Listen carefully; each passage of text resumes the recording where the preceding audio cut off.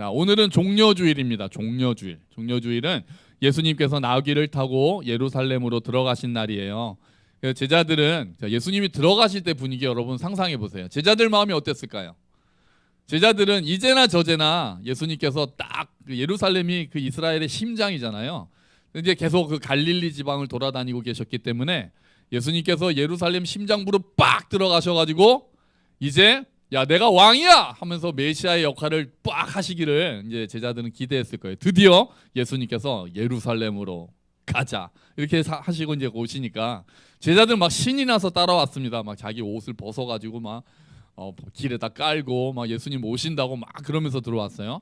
예루살렘에 있었던 사람들은 예수님에 대한 소문을 많이 듣고 있었습니다. 막 기적을 야 물고기 2마리랑 떡 5개로 5,000명 먹였다는데 아이 뻥치지 마 막 이러고 그러면서 진짜래. 야 죽은 사람도 살렸대. 병도 다 낫게 한대. 그러니까 지금 우리나라로 친다면은 우리나라 크기가 좀 다르니까 예를 들면 뭐 부산에서 뜨신 분이죠. 예수님이 부산 지역을 휩쓰시고 막 올라오시는 거예요. 부산 너무 멀면 대전쯤으로 할까요? 대전쯤으로 해서 야 뭐 대전에서 지금 잘 나가는 분이 있다는데 지금 서울로 오고 있대. 뭐 이런 거죠. 예루살렘 성에 있는 사람들이 그 사람이 진짜 우리를 로마의 압제에서 구원해줄 그 사람인가? 진짜일까? 막 호기심 반 설레임 반 뭐 여러 가지 또 시기하는 사람들도 있죠. 막 그랬을 겁니다. 그래서 예수님이 막상 딱 들어오시니까 예루살렘에 있던 사람들이 다 난리가 났습니다. 호산나 다윗의 자손이 우리를 구원하소서 하면서 막 종려나무 가지를 흔들고 막 바닥에 옷을 깔고 아이들이 막 뛰노니까 예수님을 별로 좋아하지 않았던 바리새인들과 서기관들이 야 끝났다.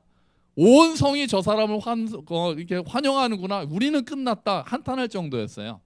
그런데 그 한탄은 그 환성은 일주일을 가지 못했습니다. 일주일도 가지 못하고 예루살렘으로 들어오신 예수님을 슬슬 실망하면서 떠나기 시작합니다. 왜냐하면 사람들의 기대랑 너무 달랐기 때문이죠. 예수님이 이 사람들의 기대 같으면 야 이제 뭔가 일어나겠구나 막 흥미진진하게 쳐다봤을 거 아니에요. 야 이제 뭔가 할까? 사람들을 모을까? 데모라도 할까? 전쟁을 할까? 로마 군인들을 없앨까? 막 이렇게 고민하고 있는데 막 기대하고 있는데 아무 일도 안 하셨어요. 아무 일도 안 하시고 하신 일이라고는 성전에 들어가서 성전을 한번 엎으셨죠. 그때만 해도 사람들 기대하고 있었을지도 모르겠어요. 성전을 엎으시면서 내 아버지의 집을 기도하는 집을 강도의 소굴로 만드느냐고 화끈한 모습을 보여주셨습니다. 그런데 그게 다였어요. 그리고는 기적도 안 하십니다. 사람들은 기적을 기대하고 있잖아요. 병도 안 고치세요. 마지막 일주일 동안 제 생각에 예수님께서 거기서 오병이어 한 번만 하셨으면 예루살렘에서 오병이어 한 번만 보여주셨으면 사람들은 뻑 갔을 겁니다. 전부 다 우와 소문만 듣던 근데 직접 그 예루살렘 그 심장부에서 그런 기적을 보여주셨다면 또 병을 막 고치셨다면 죽은 사람을 살리셨다면 사람들은 예수님을 정말 왕으로 떠받들었을 거예요. 근데 그렇지 않으셨습니다. 기적을 행하지 않으시고 그냥 하나님 나라에 대해서 가르치기만 하시고 서기관들과 논쟁하시고 그러셨어요. 그러고는 점점 사람들의 민심이 떠나가고 결국 나중에는 예수님에 대한 기대를 완전히 접습니다. 예수님이 무력하게 이제 십자가를 지시는 모습을 보고 사람들의 마음이 많이 떠나는 거죠. 자 그렇게 하고 예수님께서는 이제 십자가에 달리시고 이제 돌아가시는데요. 십자가에서 7번에 걸쳐서 말씀하십니다. 우리 가상칠언이라고 하잖아요. 여러분 많이 아시고 계실 텐데 하나씩 볼까요? 자 제일 처음에 예수님께서 하신 말씀이 저 사람들을 용서해 주십시오. 저 사람들은 자기들이 하는 일을 알지 못합니다. 이 첫 번째 말씀이었어요. 자, 두 번째 말씀은 뭐였냐면 강도에게 하신 말씀입니다. 뭐라고 하십니까? 내가 오늘 나와 함께 낙원에 있으리라. 그 말씀을 하셨죠. 그 다음에는 이제 마리아가 울고 있으니까 마리아에게 이렇게 말씀하십니다. 어머니 보소서 당신의 아들입니다. 요한을 가리키면서 이제 앞으로 저 사람이 어머니를 모실 것입니다. 이렇게 얘기하는 게 이제 세 번째 말씀이셨고요. 그 다음에 하시는 말씀이 이제 너무나 가슴 아픈 말씀이죠. 나의 하나님 어찌하여 나를 버리시나이까. 예수님께서 십자가의 그 고통 십자가의 육체적 고통보다도 하나님과 분리되는 지옥의 고통을 맛보시면서 이렇게 외치시는 나의 하나님 어찌하여 나를 버리시나이까 이렇게 외치시는 장면이 나옵니다. 그 다음에 예수님께서 하신 말씀이 목마르다 내가 목마르다. 그리고 6번째로 하시는 말씀이 오늘 설교 제목입니다. 뭡니까? 다 이루었다. 그리고 마지막에 하신 말씀은 아버지여 내 영혼을 아버지의 손에 부탁합니다. 그중에 오늘 우리가 보는 말씀이 몇 번째 말씀입니까? 이거죠. 다 이루었다. 다 이루었다. 저는 개인적으로 이 7가지 말씀 중에서 이 말씀이 제일 중요하다고 생각합니다. 다 이루었다는 말씀이 제일 중요하다고 생각합니다. 이 다를 이루었다라는 말이 다른 말로 하면은 완성했다는 뜻입니다. 완성했다. 헬라어로 테텔레스타이라는 말씀인데 완성했다. 내가 다 했다 이 말씀이거든요. 그럼 뭘 다 하셨다는 걸까요? 지금 사람들이 볼 때는 이해할 수 없는 말입니다. 왜냐하면 예수님은 지금 실패자의 모습이잖아요. 뭐 왕으로 정치적인 선동을 하셔가지고 정치적으로 뭔가 큰 일을 하신 게 아니라 지금 처참한 모습으로 예수님 돌아가실 때 십자가에 완전히 빨가벗겨지신 거는 어떤 분들은 모르고 계셨더라고요. 예수님은 완전히 다 벗고 계셨습니다. 이제 그림 그리는 사람들이 화가들이 예수님을 빨가벗겨서 그리기는 너무 좀 수치스러워서 뭐 이렇게 천을 이렇게 매단 것처럼 옷이라도 조금이라도 입힌 것처럼 그렇게 그림을 그려서 우리가 잘못 생각하는 거고요. 예수님은 완전히 그 십자가에 달리는 사람들은 전부 다 뭐 속옷도 없이 완전히 벌거벗은 채로 그 십자가에 매달렸거든요. 예수님도 그러셨을 거예요.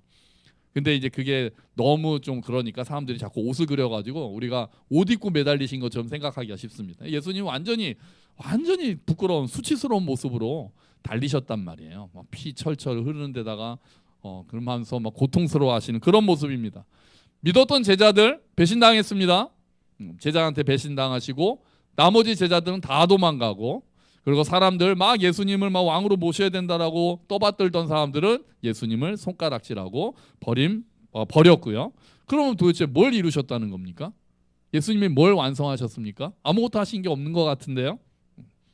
만약에 그 모습을 가지고 예수님이 다 이루었다라고 얘기하신다면 그것도 예수님의 계획이었을까요? 십자가도요? 십자가도 하나님의 계획이었던 겁니까? 그렇다는 거죠. 그 모습이 하나님의 계획이었다는 거예요. 십자가에서 이렇게 처절하게 돌아가셔야만 하는 그 상황이 예수님의 계획이었던 거예요. 하나님께는 계획이 다 있었던 겁니다. 그러면 이제 오늘 우리가 예수님이 이루신 것이 어떤 것들인가를 좀 살펴보려고 합니다. 예수님께서 다 이루었다고 하셨는데 뭐를 이루셨는지를 우리가 좀 하나씩 보려고 해요. 자, 하나는요. 자, 첫 번째는 예수님께서 다 이루신 거는 성경의 예언을 다 이루셨습니다. 예수님께서 십자가에서 죽으시면서 말씀하신 다 이루었다는 말씀은 성경의 예언들을 이루셨다는 거예요. 구약에 나온 메시아의 예언들을 다 완성하셨다는 겁니다. 예수님의 삶은 예언을 이루는 삶이었거든요. 그래서 처음에 메시아에 대해서 예언하는 말씀이 어디에 나오는지 아세요? 창세기 3장에 나옵니다. 창세기 3장에 여자의 후손이 너 뱀의 후손의 머리를 짓밟을 것이다. 상하게 할 것이다. 그때 이미 하나님께서는 언젠가 여자의 후손 가운데 메시아가 와서 사탄의 세력을 멸할 것이다라고 예언하신 거예요. 그 예언 창세기 3장부터 멀리는 창세기 3장에 이미 나왔던 메시아에 대한 예언이 예수님의 십자가 죽음으로 이루어졌다는 거예요. 그리고 가깝게는 선지서에 나왔던 예언들 언젠가 메시아가 와서 이스라엘의 남은 자들을 구원할 것이라는 그 많은 예언들이 다 이루어졌다는 말씀입니다. 예수님의 고난과 죽음에 대해서 예수님의 탄생에 대해서도 성경에서는 계속 예언하고 있습니다. 예수님께서 친구의 배반을 당하실 것이다. 예수님의 옷이 다 벗겨져서 사람들이 나누어 가질 것이다. 사람들이 멸시하고 버릴 것이다. 그리고 그가 찔림으로 우리가 나음을 입을 것이다. 그렇게 고난받을 것이다. 그런 예언들이 이미 이사야서를 중심으로 해서 이미 다 예언되어 있었습니다. 그것이 다 이루어졌다는 말씀이세요. 직접적인 예언뿐 아니라 예표들까지도 예수님의 그 죽으심을 보여주는 그림들이 구약의 곳곳에 있습니다. 당장 처음에 창세기 3장에서 아담과 하와가 죄를 짓고 선악과를 따먹고 자기가 벌거벗은 것을 알고 부끄러워할 때 하나님께서는 짐승을 죽이시고 가죽옷을 지어서 입히셨습니다. 그때 이미 누군가의 희생으로 사람들의 죄가 가리워질 것이라는 것이 이미 그림자로 보인 거죠. 그게 결국은 예수님까지 나타내는 겁니다. 또 창세기에서는 아브라함이 이삭을 드리려고 하다가 이삭 대신에 양이 뿔이 걸려있는 것을 보고 양을 바치는 장면이 나옵니다. 양을 대신해서 하나님께 드림으로 이삭이 구원을 받습니다. 그것도 예수님께서 와서 하실 일들을 미리 보여준 것입니다. 출애굽기에서는 유월절 어린 양이 있습니다. 유월절에 양을 잡아서 그 피를 문에다 바르면 하나님의 심판이 넘어갔습니다. 그래서 그 피 아래에 있는 사람들은 구원을 받았습니다. 그것 또한 예수님의 희생, 그리고 그것으로 인한 우리들의 구원을 이미 미리 보여주신 거죠. 이런 그림들이 예수님의 십자가 죽음으로 인해서 다 이루어졌다는 겁니다. 여러분, 그 모든 것들은 예수님을 가리키고 있었습니다. 그래서 예수님께서는 너희가 성경을 열심히 읽는데, 구약 성경이죠, 그 성경이 나에 대해서 증거하는 것이다, 그렇게 말씀하셨거든요. 성경을 열심히 읽고 예수님을 못 만나면 아무 소용이 없다고 말씀하신 거죠. 그 성경의 주인공이 예수님이시기 때문에 그렇습니다. 그래서 예수님께서 그것을 다 이루셨다고 말씀하시는 겁니다. 이게 첫 번째입니다. 성경의 예언을 다 이루셨다. 두 번째, 예수님께서 이루신 건 뭡니까? 예수님께서는 십자가로 제사를 완성하셨습니다. 제사는 뭡니까? 죄인인 우리가 하나님과 교제를 회복하는 길을 보여주신 것이 제사입니다. 하나님과의 관계가 끊어져 버린 죄인들이 거룩하신 하나님 앞에 나오도록 돕는 그 도구들이 제사죠.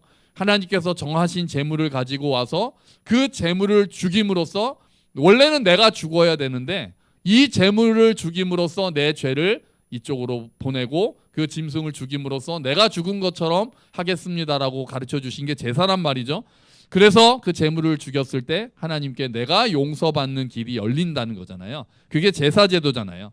내일부터 우리 기도회, 저녁 기도회 때 그 제사, 구약의 5대 제사에 대해서 하루에 하나씩 우리가 이제 살펴보려고 합니다. 그런데 그 제사들은 효력이 오래가지 않았습니다. 한 번 제사를 드려서 끝나는 게 아니었어요. 또 드려야 합니다. 번제는 아침 저녁으로 드렸습니다. 내가 죄를 지을 때마다 속죄제를 드렸습니다. 이스라엘 전체의 죄를 대속하기 위해서 매년 7월이 되면은 대속죄일마다 제사를 드리고 그 피를 지성소에 들고 들어가서 속죄소 위에 뿌리고, 한 번 제사를 드렸다고 해서 내 죄가 완전히 깨끗해지는 게 아니어서 그래요. 왜요? 두 가지 이유가 있어요. 제사장이 완전하지 않아서 그렇습니다. 제사를 드리는 제사장이 이미 죄인이기 때문에 그 제사장이, 죄인인 제사장이 드리기 위해, 제사를 드리기 위해서 먼저 자기 죄를 속하는 일이 필요했거든요. 그렇게 제사장이 불완전하니까 제사가 완전해질 수 없었죠. 또 하나는 제물도 완전하지 못했습니다. 우린 사람이잖아요. 근데 우리 대신에 짐승을 죽이잖아요. 급이 떨어지잖아요. 짐승이 죽는다고 해서, 제가 짐승을 위해서 죽는다면 해결될지 모르겠지만 저를 대신해서 짐승이 죽는다고 해서 내 죄가 완전히 영원히 깨끗하게 될 수가 없는 거죠. 제사장도 불완전하고 제물도 불완전했기 때문에 그 제사는 아직 완성된 제사가 아니었던 겁니다. 그래서 제사는 매년 드려졌습니다. 매년 드려졌어요. 그렇게 해서 하나님 앞에 다시 용서받고 다시 용서받고 해야 되는 거죠. 그런데 예수님이 오셨어요. 예수님은 아까 뭐가 불완전했다고 그랬습니까? 처음에 뭐가 불완전했습니까? 제사장이 불완전했죠. 두 번째는요, 제물이 불완전했죠. 근데 예수님은 완전한 제사장이셨고 완전한 제물이셨습니다. 죄가 없으신 분이었기 때문에, 하나님의 아들이었기 때문에 그분이 드리는 제사는 완전할 수밖에 없는 거예요.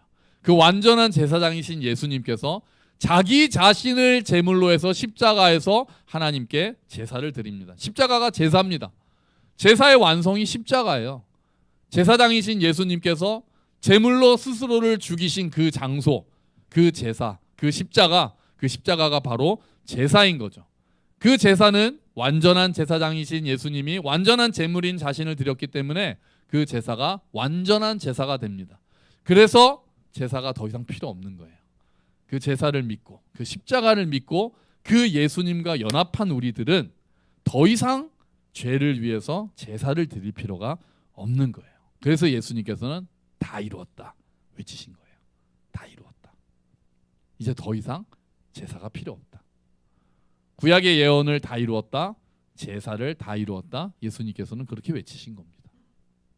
또 예수님께서 이루신 게 뭐가 있을까요? 예수님이 죽으셔서 세 번째는 율법이 이루어집니다. 율법이 이루어져요. 율법이 이루어졌다는 것은 율법이 완성됐기 때문에 사람들이 더 이상 율법에 의해서 정죄받지 않는다는 것입니다. 여러분, 율법은 우리한테 완전한 삶을 요구합니다. 완전한 삶을 요구해요. 거룩한 삶을 요구해요. 그런데 우리가 그렇게 할 수가 없죠.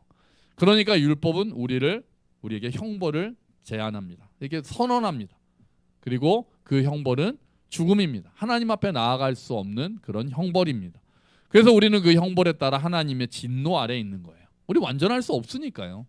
그런데 예수님께서 우리를 대신해서 십자가에서 죽으셨습니다. 완전한 제사장이신 예수님께서 완전한 제물로 자신을 드리셨기 때문에 그 율법을 다 문자 그대로뿐 아니라 그 너머까지 율법을 완전히 지키신, 율법의 요구를 완전히 이루신 분이 예수님이시잖아요.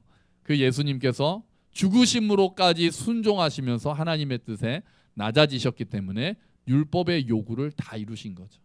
우리 대신 죽으신 거죠. 우리가 죽어야 하는데 그 죽음을 예수님께서 충족시키신 겁니다. 그래서 그런 예수님께서 우리를 대신해서 죽으셨기 때문에 율법의 요구가 다 이루어지고 우리는 더 이상 죽을 필요가 없는 거예요. 율법이 더 이상 우리를 정죄할 수 없습니다. 아멘. 예수 그리스도 안에 있는 사람은 율법이 정죄할 수 없습니다. 이제 우리의 구원은 율법에 있는 게 아니에요. 어디에 있습니까? 십자가에 있는 거예요. 우리의 구원은 더 이상 율법에 있지 않습니다. 내 행위에 달려있지 않아요. 십자가에 달려있습니다. 십자가에 있어요.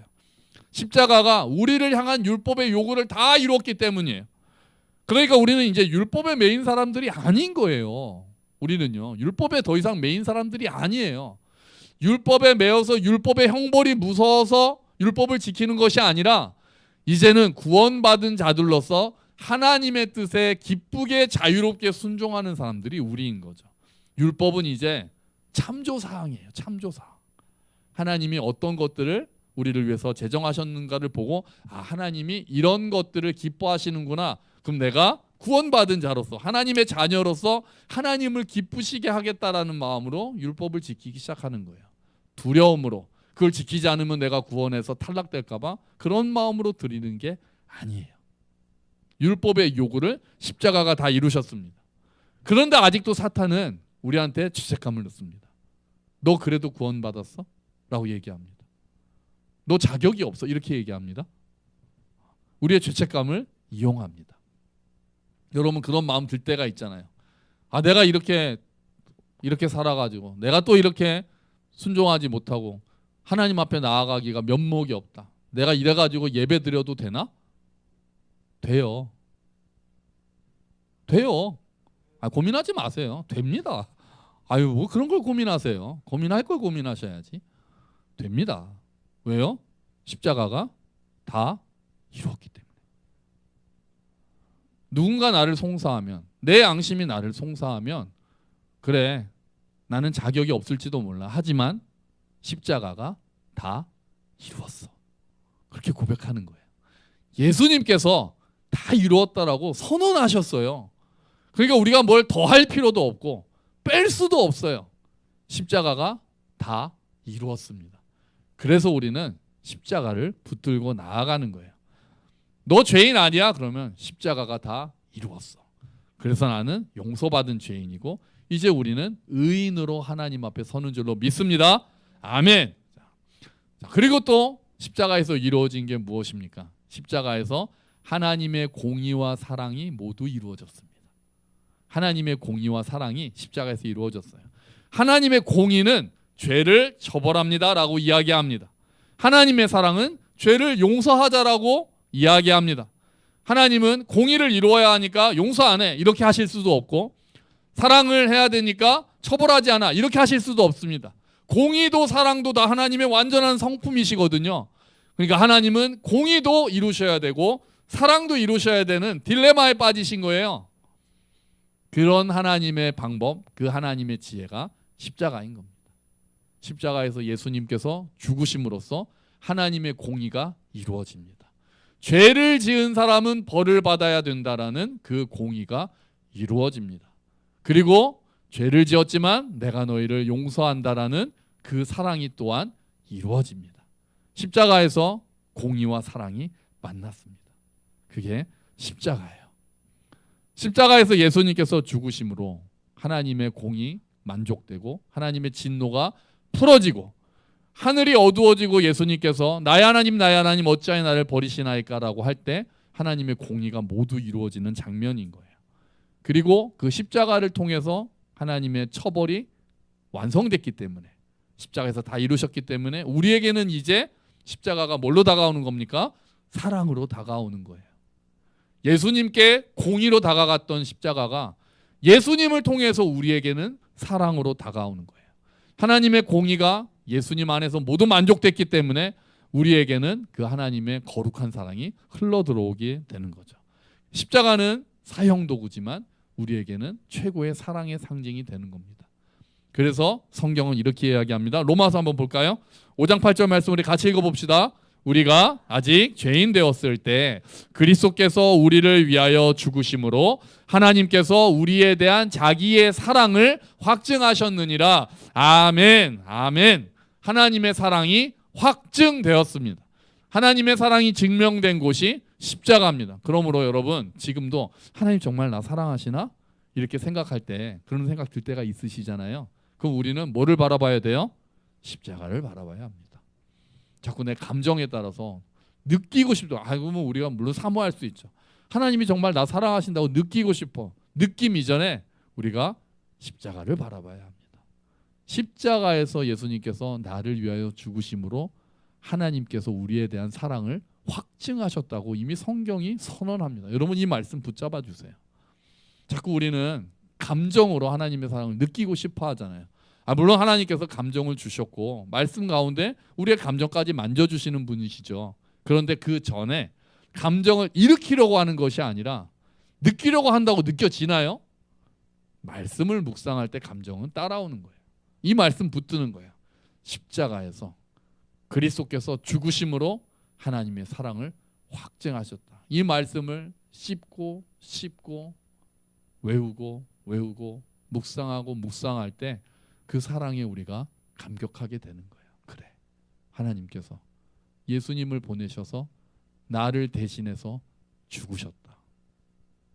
주님 그 사랑을 더 깊이 깨닫게 해주십시오라고 할 때 우리 안에서 하나님의 사랑에 대한 확증이 흘러나올 줄로 믿습니다. 여러분 십자가에서 이루어진 거 다 말씀드렸어요. 처음에 뭐가 이루어졌습니까? 구약의 예언이 이루어졌습니다. 그다음 뭐가 완성됐습니까? 제사가 완성됐습니다. 그리고 또 뭐가 완성됐습니까? 율법이 완성됐습니다. 그리고 마지막으로 하나님의 공의와 사랑이 다 이루어졌습니다. 그래서 우리의 구원이 완성됐습니다. 우리의 구원은 이제 우리의 성격, 우리의 행위, 우리의 노력, 우리의 공로에 달려있지 않습니다. 우리의 구원은 어디에 달려있습니까? 십자가에 달려있습니다. 오직 예수, 오직 그리스도의 십자가가 다 이룬 줄로 믿습니다. 아멘. 그래서 우리는 십자가를 붙들고 나아가는 거예요. 여러분 예수님이 오병이어의 기적을 딱 일으키시고 나서 다 이루었다 이렇게 하지 않으셨습니다. 나사로를 죽은 자 가운데서 살리신 다음에 다 이루었다 이렇게 하지 않으셨어요. 예수님께서는 단 한 번 십자가에서 죽으시면서 다 이루었다라고 말씀하셨습니다. 그래서 우리의 신앙의 모든 중심에는 십자가가 있는 거예요. 우리의 구원은 기적으로 이루어지는 게 아니에요. 우리의 구원은 치유로 이루어지는 게 아닙니다. 우리의 구원은 십자가로 이루어집니다. 그래서 우리는 기적을 따라다니는 사람들이 아닙니다. 우리는 십자가를 따라다니는 사람들인 거예요. 그 십자가가 나를 살렸고 그 십자가가 나를 사랑했고 그 십자가가 나를 구원했기 때문에 그렇습니다. 여러분 예수님께서 다 이루셨습니다. 아멘. 따라합시다. 예수님께서 십자가에서 다 이루셨다. 아멘. 아멘. 아멘. 모든 것을 이루셨습니다. 모든 장애물이 사라졌습니다. 주님께로 향하는 길이 활짝 열렸습니다. 이제 우리가 구원받기 위해서 뭔가를 하는 것이 아니라 이제는 예수님께서 이미 다 이루신 일들을 믿음으로 받아들임으로써 우리가 구원받은 자가 됩니다. 예수님께서 하셨다는 것을 믿고 아멘이라고 응답할 때 그 예수님을 우리의 주와 구세주로 받아들일 때 우리에게 구원이 임하는 겁니다. 우리가 용서받고 사망에서 생명으로 옮겨집니다. 그리고 구원을 받은 우리들 또한 여전히 동일하게 십자가를 붙잡아야 합니다. 어떤 사람들은 우리가 구원받을 때만 십자가를 이야기하고 그 다음부터는 십자가를 생각하지 않는 분들이 계십니다. 아니요. 우리는 날마다 십자가를 묵상해야 합니다. 왜냐하면 자꾸 우리는 하나님의 사랑을 의심하거든요. 우리는 자꾸 하나님의 사랑을 의심해요. 그리고 우리는 자꾸 넘어지거든요. 우리는 그럴 때마다 십자가에서 다 이루신 예수님을 생각해야 합니다. 십자가가 우리의 힘과 생명의 원천이 됩니다. 여러분 낙심될 때 십자가를 묵상하십시오. 너무 내 감정을 곱씹고 내 감정에 묵상하지 마시고 십자가를 묵상하십시오. 마음이 답답할 때 십자가를 깊이 생각하십시오. 그 십자가에서 드러난 하나님의 사랑이 오늘도 나와 함께 하심을 기억하시길 바랍니다. 우리가 날마다 십자가를 묵상할 때 우리는 위로를 얻고 용기를 얻을 수 있습니다. 여러분 다 이루었다라는 예수님의 그 음성이 오늘 다시 한번 들리기를 축원합니다. 그래서 그 음성 가운데 하나님의 사랑을 다시 되새기고 정말 다시 낙심해서 일어나 씩씩하게 걸어가시는 저와 여러분이 되시기를 주의 이름으로 축원합니다. 아멘. 같이 기도하죠. 주님, 다 이루신 주님 감사합니다. 십자가에서 다 이루셨으니 감사합니다. 주님, 우리 가운데 하나님의 은혜를 더욱더 알게 하시고 십자가를 붙잡는 우리 되게 하여 주시옵소서. 같이 기도합시다.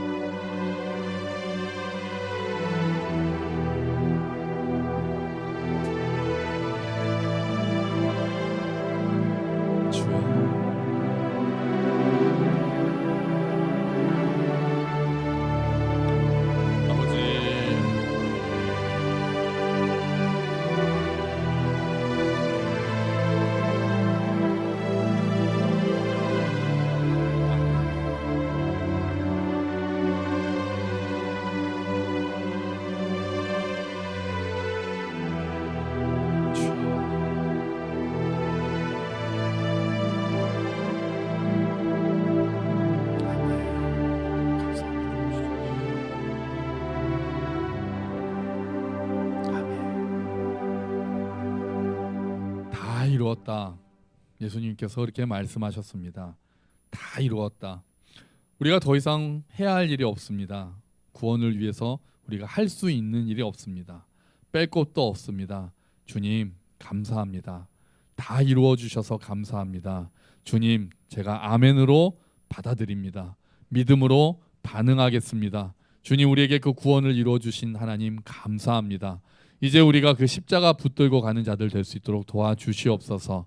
우리가 힘들 때 낙심될 때 우리가 다른 것 아니라 다시 예수 그리스도의 십자가를 바라보게 하시고 십자가를 묵상하게 하시고 십자가를 붙들게 하시고 그 십자가에서 드러난 하나님의 사랑을 믿고 일어설 수 있도록 주님 도와주시옵소서.